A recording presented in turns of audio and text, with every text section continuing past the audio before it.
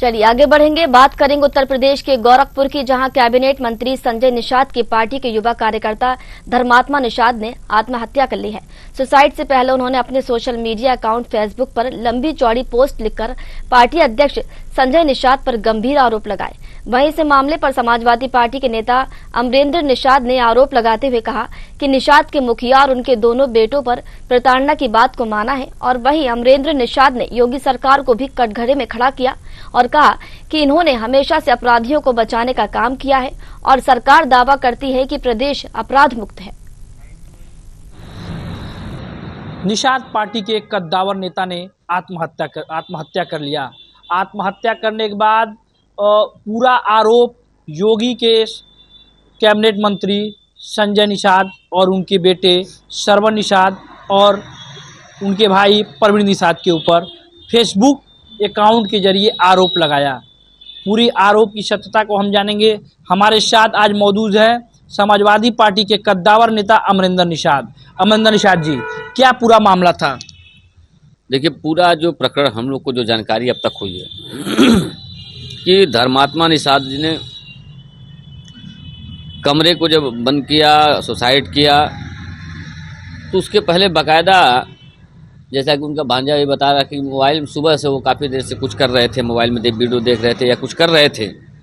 Mobile उनके हाथ में था कि लिख रहे थे, कमेंट कर रहे थे, क्या कर रहे थे नहीं, लेकिन कुछ कर रहे थे मोबाइल पे, जो कह रहा था। हमने अभी परसों ये चीज़ जाना है, कल परसों में, तो उसमें साफ साफ जब सब कुछ उन्होंने लिखा कि क्या क्या प्रताड़ना मेरे साथ हुआ, किस तरह से मैं इनसे परेशान होकर ये कदम उठा रहा है, तो जब सब स्पष्ट है तो भारतीय जनता पार्टी की सरकार में हमेशा से अपराधियों को बचाने का काम करती है भारतीय जनता पार्टी, और दावा करती है झूठा भारतीय जनता पार्टी कि प्रदेश अपराध मुक्त है, अपराधी भाग गए हैं, अपराधी गायब हो गए।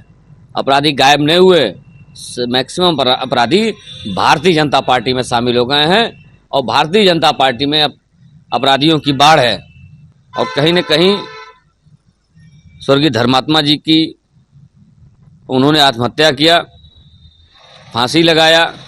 कहीं न कहीं दोषी इसमें निषाद पार्टी के नेता और उनके राष्ट्रीय अध्यक्ष संजय निषाद जी, श्रवण, प्रवीण, ये लोग हैं। आदमी मरते समय तो कम से कम सही बोल के जाता है। परिजन के साथ आप धरना पे बैठे, उसके बाद एफआईआर होता है। एफआईआर में बस जयप्रकाश निषाद का नाम डाला जाता है और 3 लोगों का नाम अज्ञात में कर दिया जाता है। इस बारे में आप क्या कहेंगे? नहीं, हम लोग जब वहाँ काफ़ी देर से जाने के बाद पुलिस से हम लोग बस यही डिमांड कर रहे थे कि आप तहरीर लेकर आप मुकदमा लिख लीजिए और 100 का पोस्टमार्टम कराइए। तो पुलिस ये कह रही थी कि नहीं, मुकदमा हम नहीं लिख पाएंगे, परमिशन लेना पड़ेगा। संजय निषाद जी के खिलाफ मुकदमा लिखने के लिए और श्रवण निषाद के खिलाफ मुकदमा लिखने में परमिशन लेना पड़ेगा। लेकिन जो मैं जानता हूँ जहाँ तक, और मैंने तमाम पूर्व मंत्री, पूर्व सांसद और वर्तमान सांसदों से बात भी किया, जानकारी भी लिया, पूर्व स्पीकर के यहाँ से भी जानकारी हमने लिया कि जब मंत्री और विधायक की मुकदमा लिखने की जो बात है उसमें कोई परमिशन की पहली बात तो आवश्यकता नहीं होती, और रही सवाल गिरफ्तारी की, गिरफ्तारी में भी परमिशन की आवश्यकता नहीं होती। बस सूचना जाती है कि जब सूचना वहाँ दाखिल कर दे दिया जाता है, वहाँ चढ़ जाता है कि हाँ सूचना प्राप्त हुआ, उसके बाद तत्काल कार्रवाई पुलिस अपना कर सकती है, कोई परमिशन की ज़रूरत नहीं होती है।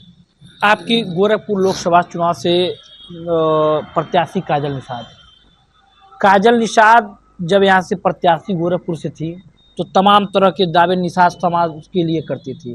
क्या वह दावे क्या हो गया कि काजल निषाद अभी तक धर्मात्मा निषाद के परिवार तक नहीं पहुँच पाई?